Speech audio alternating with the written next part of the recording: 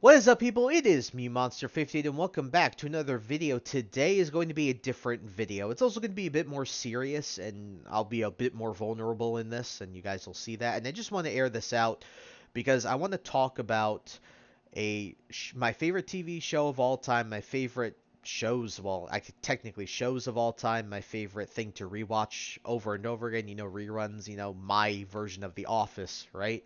I'd like to talk about the official end of the trio of Jeremy Clarkson, James May, and Richard Hammond, the official end of that version of Top Gear and the Grand Tour as we know it, as they are ending their escapades in cars together as a trio after 22 years of doing it together. And I remember so they recently released their trailer for their last special, their last episode of all time, which will come out 3 days from now when I'm recording this, September 13th, called One for the Road. And this video is something I wanted to record. I actually don't even know if it'll ever release. I just wanted to see how I feel about what I said in this video, and I probably will rewatch it at some point and just to get a gauge to see if I actually want to release it or anything like that. But my major thing is I want to talk about how much that this show, these three men, have had an impact on my life, because I wouldn't be where I am today if it wasn't for these three guys making this show. And so, to tell you that story and to tell you how much that impacted my life, we have to take it back. And we have to take it back to when I was a kid. You guys have watched my Need for Speed Hot Pursuit Remastered Let's Play. I believe I talked about this there, but if I didn't, I'll say it now. And I've probably talked about this maybe on some other Twitter, social media, something like that. But if I haven't, I think I have, though. But my main thing is this: is when I was a kid, those formative years when you're a child, right? If you have a guardian, I'm not saying that everybody has, the average family. I'm just saying in general, right?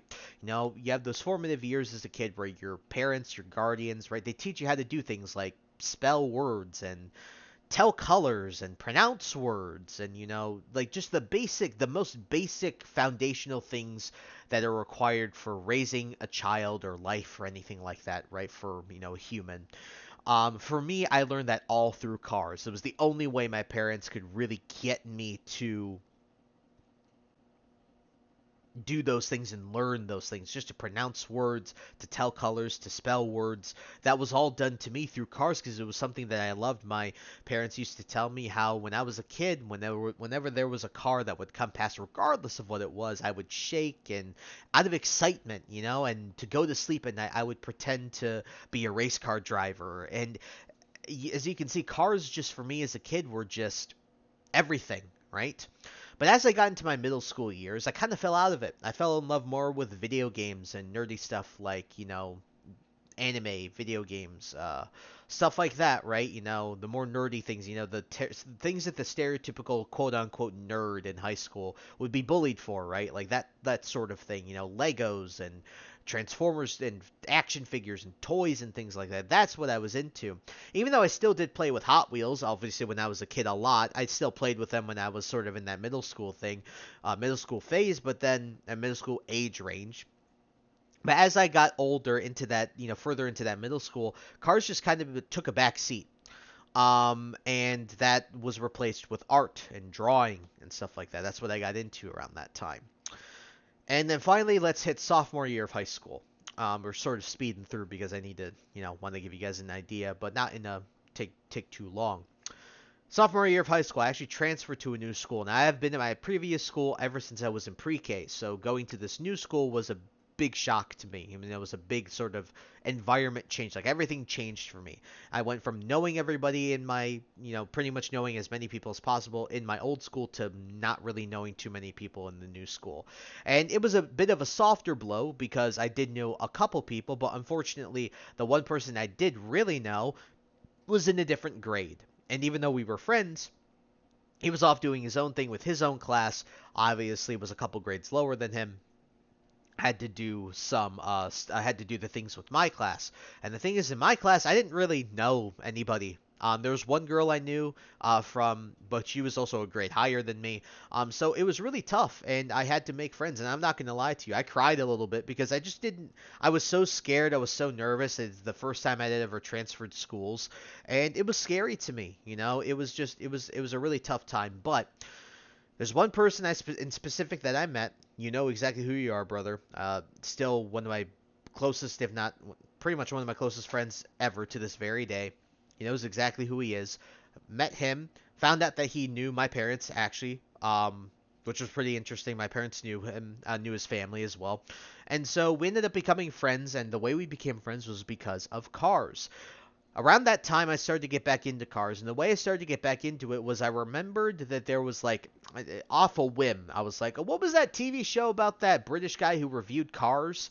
And lo and behold, it was the video that I specifically was trying to find was Jeremy Clarkson reviewing the Caparo T1, and I remember that on my iPad Mini that I had, finding that video and watching it, and from there I was sort of hooked. And that was one of the ways that me and this guy, this, the person I call my brother, my friend, um we got like sort of we became friends because of that, right? We started to talk about the show. I started to watch more episodes, and because of that I got more into discussing cars and talking about them, everything along those lines. And so my love for cars was sort of reignited going into my sophomore, junior, and finally senior years of high school, and further into college. Now, in college, I ended up still pursuing art because even though I loved cars, I didn't really know where to go with it, right? And what happened was is I went to a school not far from here, about an hour from here, that did essentially art stuff, animation, essentially.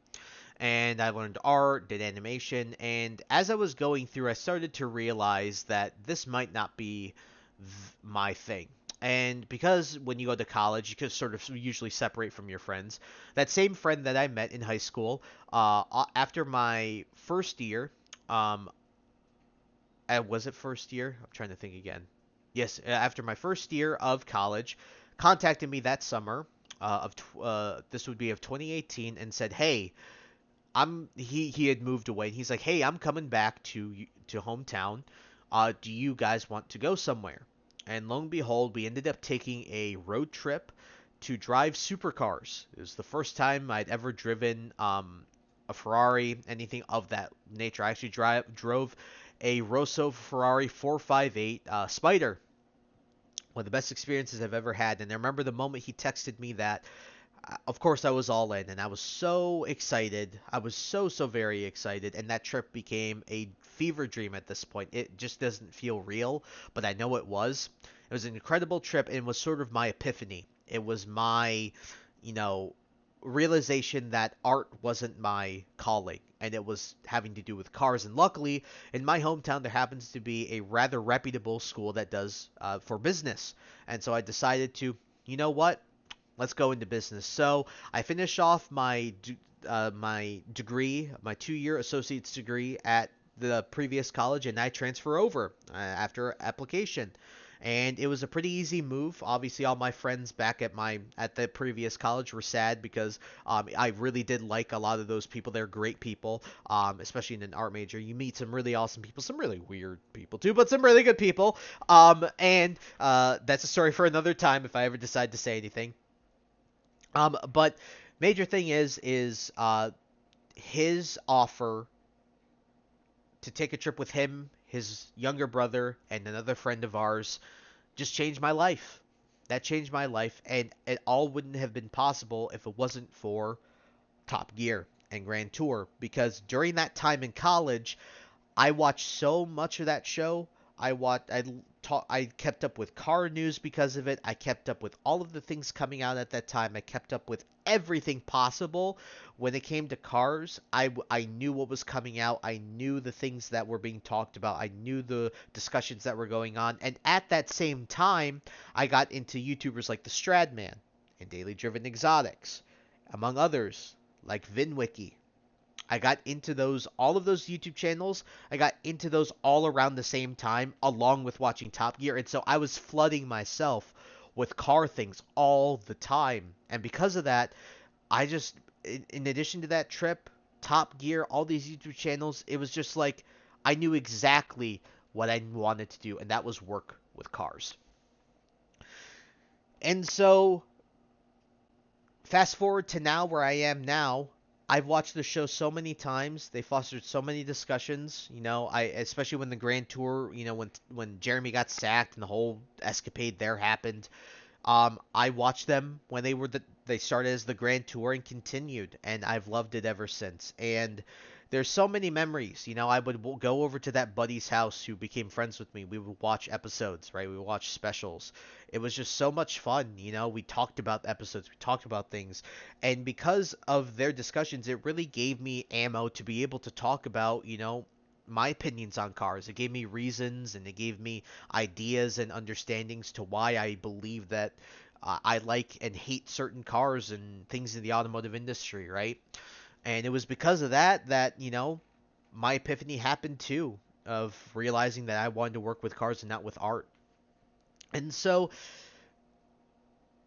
to end off the video, I'd like to reminisce with some of these memories that just hold near and dear to my heart that you guys can probably reminisce with. It's just, I think that these three inspired a generation of car enthusiasts for 22 years. You have to, 2002 is when James May came in, and it was just magical, right? You go back and you watch everything. It was just so incredible the things that they did. They were able to take a show and I mean, a topic that was relatively concentrated to the audience that it's meant to be at, right? So it's meant to appeal to car enthusiasts, but they were able to do it in a way that appealed not just to car enthusiasts but to everybody. And I think that really came down to the chemistry between the three of them, because very rarely do you get three people or a group of people that have such a magical chemistry between them that not only resonates between themselves but also resonates with viewers and people in general.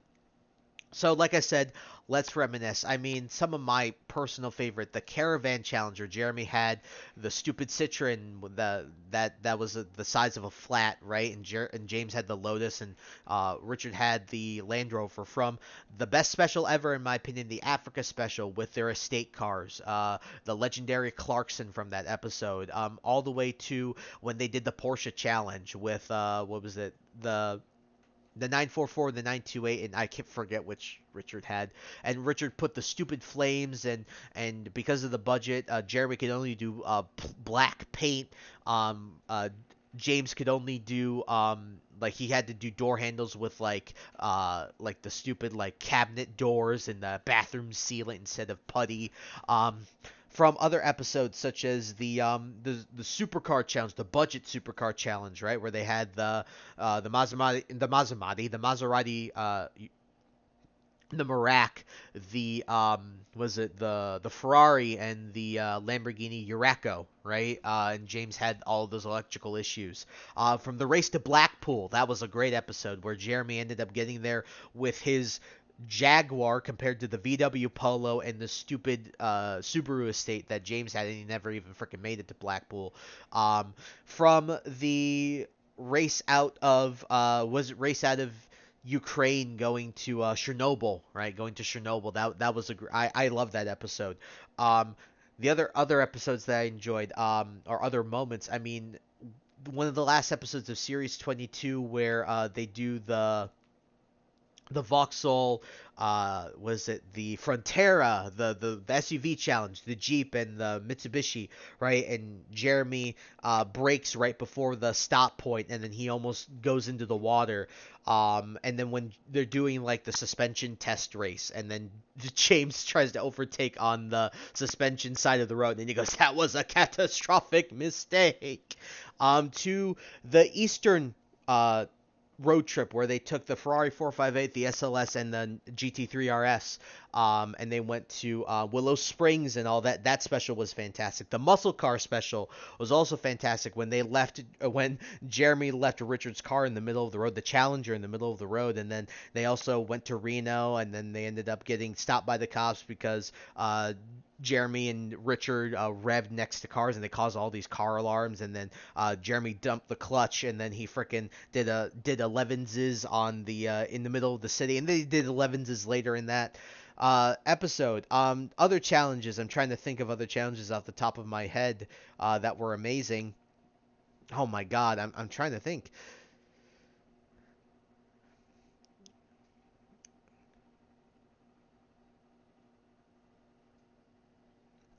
to the rear-wheel drive challenge with the Nissan 300ZX, to the Ford Capri, the Porsche, also the Snowbind Harvester, one of the funniest episodes. The other episode that I find hilarious was them trying to be a demolition crew, and then literally Hammond running his tank into a house and then becoming the foundation of the house.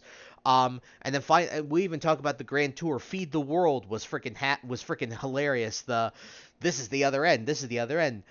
Uh, Now, after somehow we had established our rope had three ends, like that was that was so funny. The Madagascar trip, that was hilarious. Where first time their car first time they had a car break on their road trips with the Focus RS, right? Richard's car broke. When they went to Reunion, right? Another episode. I mean, I'm going back and forth. That I just remembered is the the train episode. That train episode was hilarious. The train episode where Jeremy gets the speed train and they disagree, and then James and Richard get the Audi, and then they end up having like the argument over the intercom, even though they didn't realize the intercom came through everything, and it was like you hear Richard go la la la la la la la la la la la la, and then James goes penis penis penis penis penis penis penis. This is my tannoy. It's that's another one of the funniest episodes ever. Even more going into when they did the races that they did, like when they went from they went from New York City to Niagara Falls, when they went from Oslo to, oh my God, I can't remember where they went. But Jeremy had the SLR. When in Japan, the GTR race, that was absolutely fantastic. The other one, the Mustang one, the first time that Jeremy actually lost, the Aston Martin race as well. Those were all fantastic. Even when they played, what was it? When they played Battleship, was it? Or when they launched cars, remote control cars. When they played, was it? They had the Kias and they played car football, and Jeremy rammed right into the side. The other moment when they had the British Leyland, that was one of the ones I was trying to remember. The British Leyland and the British Sports Car Challenge, both of those were fantastic. Richard with the Dolly Sprint, I believe, couldn't couldn't put the handbrake on the hill, and then it just ended up falling down the hill for that handbrake test. At the end of the day, I could go on and on and on. I'm just spitballing some of my favorite episodes and moments from that show. But for me, even the catchphrases too, like so many cool catchphrases. I was the first to arrive. Um, all those moments.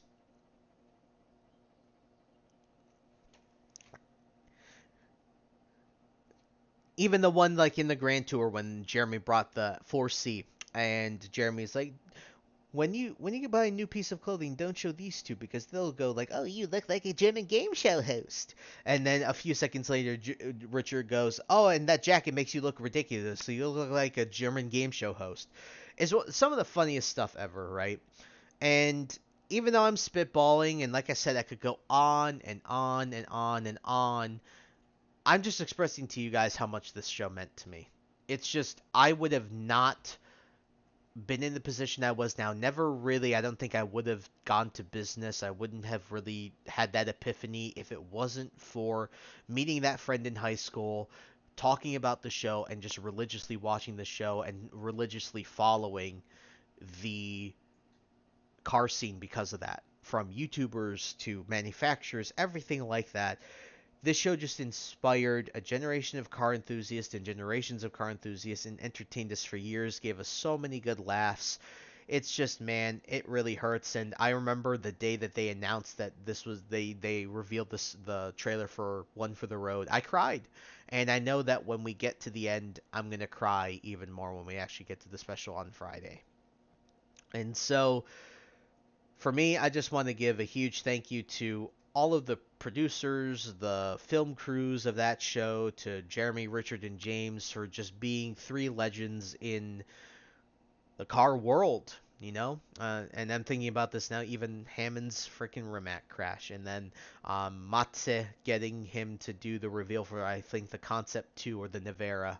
It's just so many moments, so many things, and yeah, just thank them all for 22 years of entertaining us with cars. A lot of people said this. I know someone said this already. It wasn't really a show about cars necessarily. It was a show about three best friends when the topic was cars, right? So, at the end of the day, I know I'm going to be probably bawling and crying at the end of that episode because the show means so much to me. Again, it's my office. I've rewatched this show so many freaking times, and so many of the episodes, so many of the car reviews. There's so much I've rewatched and watched. It's just one. It's just that. It's that show to me. And so, to end off one last time, one for the road. Thank you, Jeremy, James, Richard, all of the film crews, everything like that, all the producers, the art makers, all that stuff. Thank you to all of them, Mr. Willman, for giving us the greatest car show in the world. I thank you guys for watching. I'd love to hear your thoughts in the comments below. Anything that you can also reminisce from this show, would also love to hear, and maybe we can have some fun discussions and our fun memories from this show. Because yeah, it meant a lot to me, still means a lot to me. And I don't know if I'll ever get over the fact that it's officially ending. So, yeah. See you guys in the next one.